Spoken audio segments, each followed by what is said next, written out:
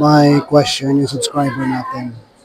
Sabi niya, ask ko lang po, above minimum wage po ako. Kapag po maabutan kami ng pagtaas ng minimum wage, pwede bang hindi na kami magpa-above minimum wage uli? Ang laki kasi ng tax. Tapos mga minimum wage, walang tax. Hindi ba kami pwedeng pilitin pumirma sa pagka-above minimum wage namin? Alright, so essentially yung question niya, kapag above minimum wage siya, may tax. Kapag within minimum wage siya, walang tax. Which is true kasi sa ating train law, no? Sa effective January 2023, lahat naman ng mga minimum wage earner wala talagang tax. So take note, ang kanilang non-taxability applies not only to wage but also to holiday pay, overtime pay, night shift differential, and hazard pay. No? Especially dun sa mga nasa government, may hazard pay mga yan. Ngayon, any excess is essentially taxable. Yan sinasabi niya. At a certain level, may schedule naman yung trade law tungkol dyan. So yun ang point niya. Minimum wage, walang tax. Pag inangat sila sa minimum wage, magta-tax na sila. So ang laki na ng tax nila. Well, to answer that, kailangan maging factual na lang tayo, no? Tingnan natin yung numbers, yung comparison. Ang wage increase sa NCR na ina-announce sa media, yung wage order number NCR 27, granting 85 pesos increase sa minimum wage, na ang implementation, 2 tranches. Yung first tranche is 60 pesos effective July 19, 2026. Yung 25 pesos to be implemented January 2027. Ngayon, ang current minimum before such implementation is 695 pesos. So ang point niya na nung 695 ang naging minimum, nasama sila doon. So inangat yung sahod nila, pero na-tax siya. No? Parang ganun ang context ng tanong niya. So this time, pag nag-implement, ang gusto niya, mag-keep sila sa minimum na lang. Ayaw na nilang umangat para hindi sila matax. Tingnan natin kung ano ang figures na applicable dito. Assuming na lang na inangat siya ng konti ng employer niya sa minimum nung nagkaroon ng 695 na minimum wage sa wage order number NCR 26. Yung 695, kunin muna natin yung monthly equivalent ng daily, no? Kasi ang 695 na minimum wage, daily yan. Ang monthly niyan, makukuha natin by multiplying 695 by 313 days. Ang 313 days correspond to work for Monday to Saturday, no?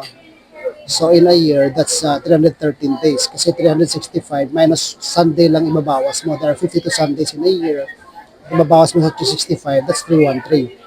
So i-multiply mo yung 695 by 313, that will get you 217,535. Tapos i-divide mo by 12 para makuha mo yung monthly rate. So ang monthly niyan is 18,127.92.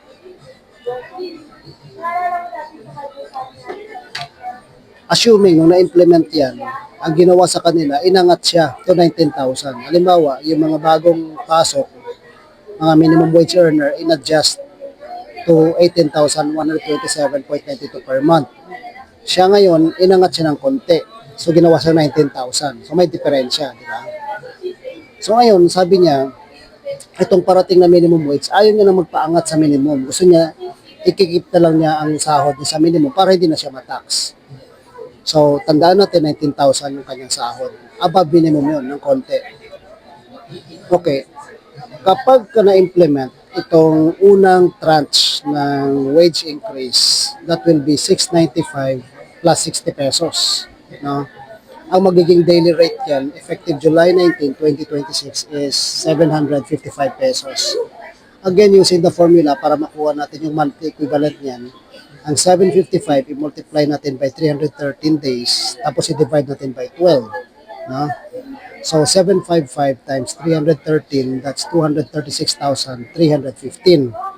Tapos ngayon, i-divide natin yan by 12, that's 19,692.92. Yan na ngayon ang magiging minimum na monthly wage ng mga empleyado na gumagamit ng 313 factor and divisor. So sabi natin kanina, bago nagkaroon ng wage increase nitong parating na July 19, ang sahod nitong subscriber na to is nasa 19,000 na. Ngayon, mag-below minimum siya kasi ang magiging minimum na 19,692.92. So, tapos siya 19,000 lang. So, below minimum siya. Ang gagawin ng employer niya dyan, i-adjust siya. No? Para makip yung dati niyang difference. Kasi dati ang diferensya sa kanya, nasa halos 900 pesos. So, iaangat lang din naman siya ng mga 900 pesos. No?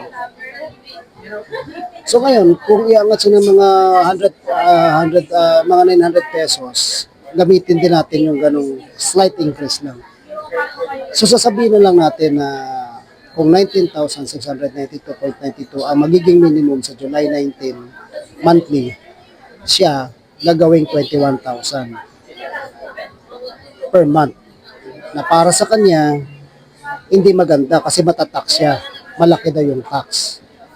Tingnan ba natin, magkano ba ang tax kapag 21,000, no? At magkano ang impact ng increase mo sa loob ng isang taon. Ganito yan. Kung 21,000 ang sahod mo, i-multiply natin yan by 12 para makuha natin yung total income mo for the year. So, 21,000 multiplied by 12, that's 252,000. No? Ngayon, ang train law natin sabi niya, kapag ang income mo raw ay above 250,000 but less than 400,000, ang tax rate mo raw ay 15%. So, ang kanyang annual income at 21,000 per month ay 252,000. That's 2,000 above 250,000. So, ang itatax lang dito ng 15%, yung 2,000 na lang. So, ang 2,000 pesos niya, kung itatax mo ng 15% sa loob ng isang taon, that's just 300 pesos. Okay?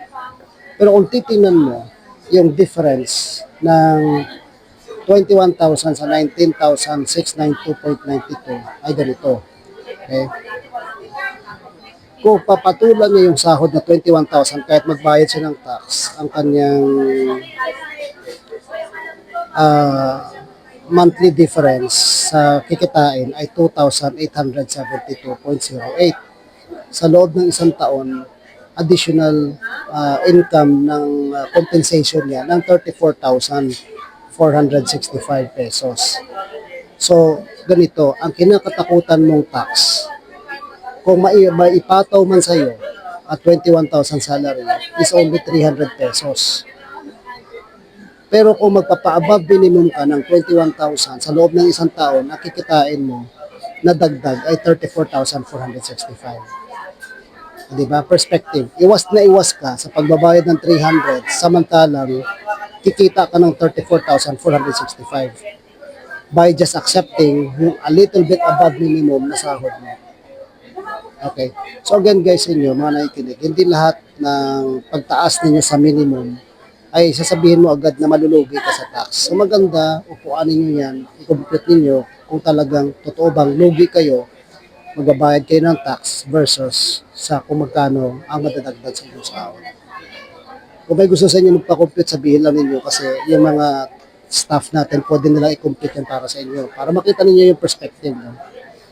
So with that, tingnan mo ha, iwas na iwas ka na baka pag ginawang 21,000 ang sahod mo sample, magbabayad ka ng 300 pesos na tax sa loob ng isang taon ha.